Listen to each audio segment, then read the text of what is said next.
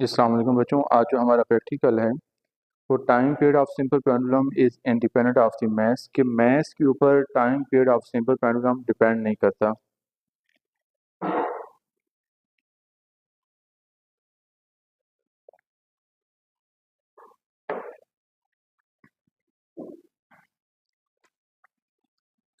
इसके लिए करते ये हैं कि सबसे पहले हम 3 मैसेज लेते हैं। हमारे पास ये 3 मैसेज हैं। इन तीनों मैसेज का हम मैथ्स पहले कैलकुलेट करते हैं with the help of measuring balance. इसको ऑन करते हैं। सबसे पहले इस स्मॉल मेटेलिक बॉक्स का जो मैथ है वो कैलकुलेट करते हैं। यहाँ पर 13 ग्राम आ रहा है, तो हम यहाँ पर 13 ग्राम इस मैथ को नोट कर लेते हैं। अब दूसरे मैथ को लेते हैं। इसका मैथ 22 ग्राम आ रहा है। हम अपनी रीडिंग के अंदर 22 ग्राम मेंशन कर देते हैं। अब हम अपने तीसरे मैथ को देते हैं और इसको with the help of measuring balance calculate करते हैं, जो कि हमारे पास 36 ग्राम आ रहा है।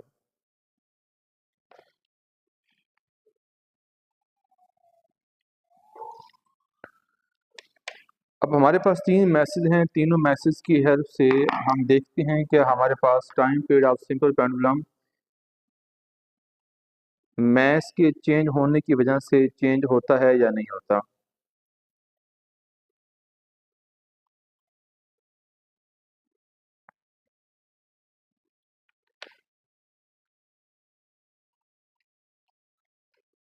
अब इस मेटालिक बॉल को अपनी मेन पोजीशन से हम कुछ डिस्प्लेस करते हैं कुछ डिस्टेंस के ऊपर, और उसकी 10 वाइब्रेशन का टाइम नोट करते हैं वो कितना आता है with the help of stop watch. इस स्टॉप वॉच भी आपने ऑलरेडी इसका यूज़ जो है वो मैं प्रीवियस वीडियो में बता चुका हूँ किस तरीके से यूज़ करते हैं। अगेन रिपीट कर देता हूँ। हमारे पास इसका जो डी वाला बटन है, इस डी वाले बटन को जब आप प्रेस करते हैं तो हमारे पास स्टॉप वॉच स्टार्ट हो जाती है, और इसको जब रोकना होता है तब भी आप डी वाले बटन को ही प्रेस करते हैं, ये रुक जाती है। एस वाले बटन को प्रेस करते हैं तो 0 पे हो जाती है। दोबारा स्टार्ट करना हो तो आप जो है डी वाले बटन को प्रेस करेंगे तो ये स्टार्ट हो जाएगी। एम वाले बटन को प्रेस करेंगे तो हमारे पास इस पे जो टाइम है वो चल रहा होता है। दोबारा इसको हम अपनी स्टॉप वॉच पे लेके जाते हैं और इसको अपनी मेन पोजीशन से डिस्प्लेस करते हैं और टाइम फॉर 10 वाइब्रेशन हम कैलकुलेट करते हैं।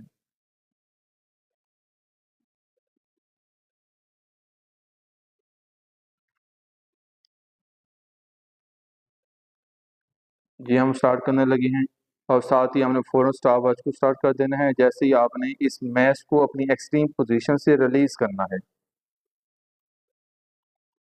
1 2 3 4 5 6 7 8 9 10।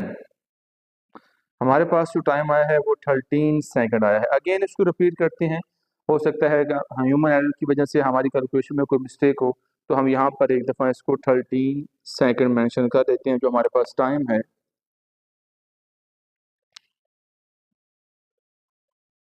T1 13 सेकंड आ गया है।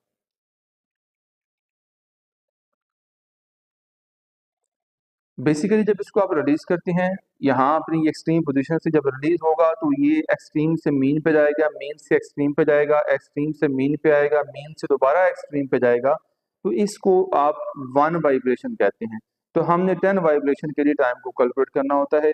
जी हम दूसरी कैलकुलेशन के लिए अपनी एक्सपेरिमेंट को स्टार्ट करते हैं। 1 2 3 4 5 6 7 8 9 10। तो अगेन हमारे पास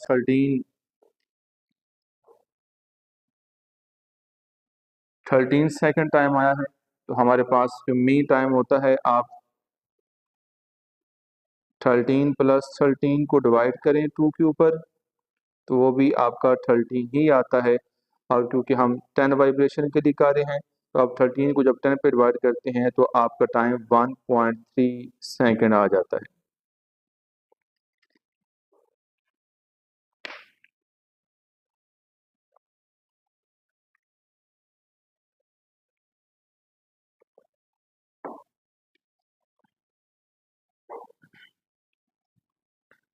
अब हम अपने मैथ्स को चेंज करते हैं और जो 22 ग्राम का मैथ्स था इसके लिए अपनी कैलकुलेशन को करते हैं।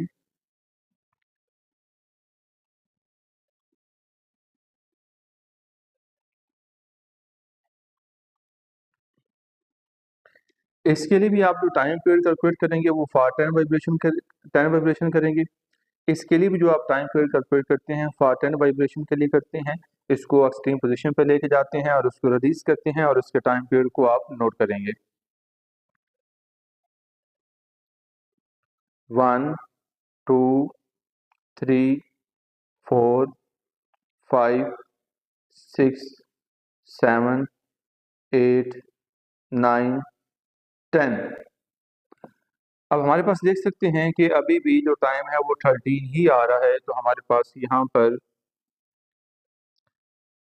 जब 22 ग्राम मैथ्स था तब भी 10 वाइब्रेशन का टाइम पीरियड 13 सेकंड ही आता है। दोबारा स्टार्ट करते हैं।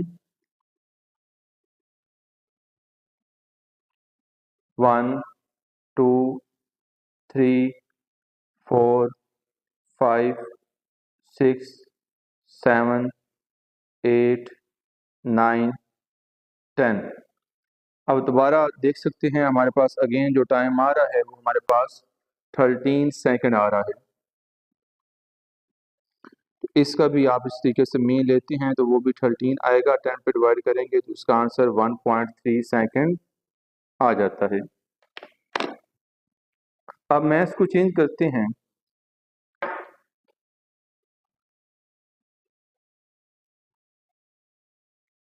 और अपनी रीडिंग को जो 36 ग्राम मैथ्स है इसके लिए कैलकुलेट करते हैं और देखते हैं क्या टाइम पीरियड के ऊपर कोई इफेक्ट पड़ता है मैथ्स की चेंज करने की वजह से।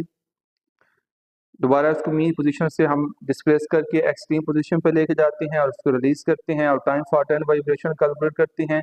जी स्टार्ट करते हैं जी। 1 2 3 4 5 6 7 8 9 10। जी आप इसमें दोबारा देख सकते हैं हमारे पास जो टाइम आ रहा है वो 13 सेकंड आ रहा है। तो हमारे पास 10 वाइब्रेशन का जो टाइम पीरियड है वो 13 सेकंड है जब मैथ्स 36 ग्राम होगा। जी दोबारा हम इसको अपनी एक्सट्रीम पोजीशन पे डिस्प्लेस करवाते हैं और रिलीज करते हैं। 1 2 3 4 5 6 7 8 9 10। अगेन हमारे पास 13 सेकंड टाइम पीरियड आ रहा है। तो इस तरीके से हमारे पास जो टाइम पीरियड है फॉर 36 ग्राम मैथ्स उसका जो सेकंड टाइम हमने एक्सपेरिमेंट के दौरान वाइब्रेशन का टाइम पीरियड कैलकुलेट किया है तो वो भी हमारे पास 13 ही आ रहा है। इनकी एवरेज भी लेते हैं तो वो भी 13 आएगी और 10 पे डिवाइड करेंगे 1.3 सेकंड आता है। तो यहाँ पर हम देख सकते हैं कि जब हमारे पास मैथ्स जो है वो 13 था और फिर 22 था और फिर 36 ग्राम था, तो तमाम मैसेज के दौरान हमारे पास जो टाइम पीरियड की रीडिंग आ रही है वो 1.3 सेकंड आ रही है। तो यहाँ पर हमें रिजल्ट ये मिलता है कि हमारे पास जो time period of simple pendulum है वो हमारे पास मैथ्स पे डिपेंड नहीं करता। हमारे पास वैसे भी फार्मूला ये मौजूद है, इस फार्मूला से भी हम देख सकते हैं कि टाइम पीरियड वैल्यू ऑफ जी पे डिपेंड करता है और लेंथ पे डिपेंड करता है। तो इसके नीचे रिजल्ट की हेडिंग देंगे और रिजल्ट में आप बस ये मेंशन कर देंगे कि time period of simple pendulum is independent of the maths.